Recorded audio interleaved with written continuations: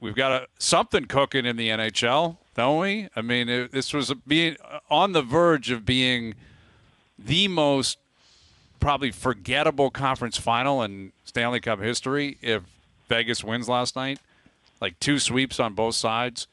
Still feels like Vegas is going to roll here.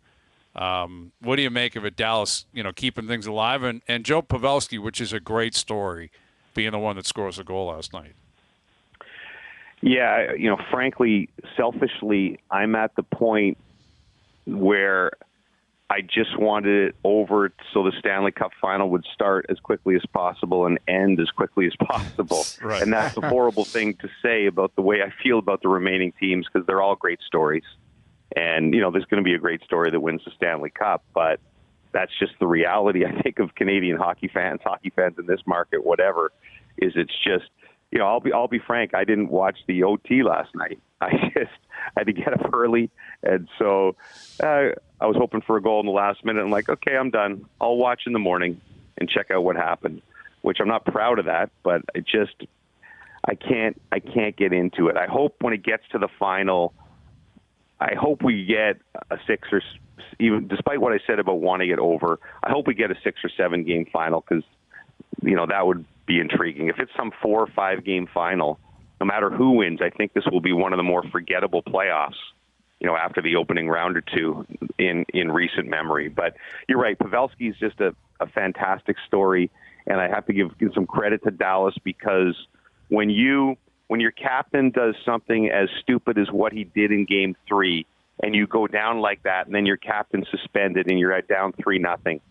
be pretty easy to show up last night, lose 5-2, and see you later for the summer. So that was a pretty game effort. And Robertson in particular, when you see something like that, we always talk about, I think we've talked endlessly about the Leafs figuring out the playoffs or not, certain guys after a few years finally figuring it out or whatever. That guy was not having a great playoffs, was better this round, but last night was like 10 shots and 16 shot attempts through 2 periods.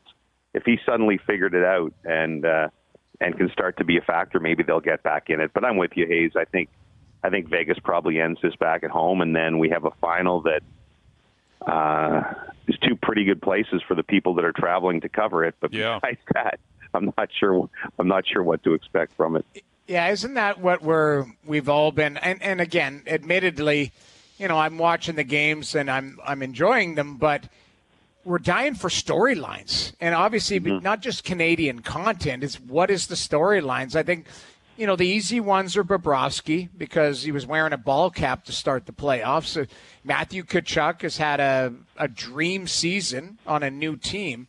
But outside of that, Pavelski's a good story. Like, usually it seems like there's so many storylines, and I think maybe we got spoiled in that first round or maybe the first 2 rounds where it was like, hey, Boston's out and Colorado's out, Seattle. Like, there was just so many storylines, and now they're kind of dwindling, and you're kind of reaching for stuff, and especially if it's not local content.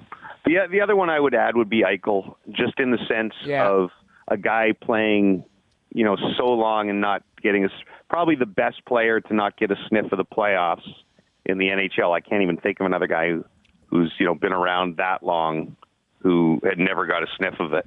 And to come in and sort of take advantage of your first run this way, like if he's hoisting the Stanley Cup, that would be something, I think. And he's almost a guy that I don't want to say you forgot because that's stupid. I mean, he had a good year and he's a big name, but I mean, how many times did you talk about Jack Eichel this year on your radio program and you're on 15 hours a week? Probably not a ton, right? No. Because he goes to that market and, he had the injuries and you kind of sort of forgot about him. I don't remember saying his name barely on our shows all season long. And then here he is. And you remember that he made a move last night he didn't score on that was just ridiculous at full speed. Yeah. On a one-on-one sort of situation. And so I think that's another one that'd be interesting, Noodles. But you're right. It's just, we're kind of pulling teeth in a situation like that. I will say this. I used to, selfishly, the panel would always, when people asked for who we cheered for the teams that would make the most fun Stanley Cup final for us. Just the most selfish thing you could possibly do.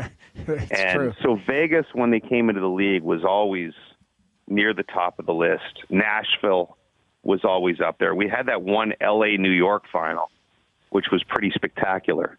And Vegas, Florida, that's, if you're doing all the combinations in the league, that's not bad. I mean, Sunrise isn't the best, but Noodles, you live there. Like, it's pretty good, the beachy area there, right? Oh, so yeah. Vegas, Florida final, like I said, I think the panel's going to hang out in Toronto and do it from studio because we're professionals. We don't want to take part in any shenanigans. But that's a pretty darn good location final.